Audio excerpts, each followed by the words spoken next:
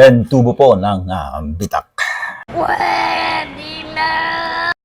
Naging viral sa social media, YouTube, Facebook, ang content ng isang Pilipino-Indian na si Mr. Nobody dahil sa kanyang video reaction sa pagluluto ng kanyang mga kababayan. Imagine it one day.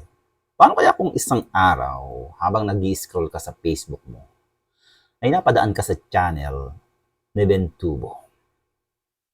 At siyang mariringgan mong magsasabi ng imekos-mekos mo na yan, insan. Itornado mo na yan, insan. Hindi ka kaya maihi sa pantalon? Marinig mo ang isang Bentubo na nagsasabing, ayan, naglagay na siya ng masala.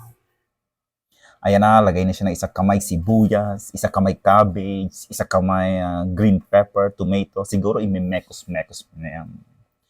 Dami niya nilagay, sobra na yan, insang. Kumuha siya ng cheese, kinamay niya, oh my god. Lagay na siya masala uli. Sobrang dami niya, lagay na uli siya, use oil, squeezing na ni insan ko yan. Tapos, lagay na siya, tapos mekos niya na yan. Ito naman yung tito ko mayabang. Naka-hairnet, may guantes, yung kanang kamay niya, yung kaliwa niya, wala. Yan ang tito kong kalahating malinis, kalahating madumi. Oh my God. Kaya kung isang araw, makita mo isang Bentubo ng bitak, ay marinig mong gagawa niyan. Di ka kaya maihi sa pantalon mo? Anyway, comment nyo na lang sa baba. Mekos-mekos nyo na lang yung mga insan. Peace.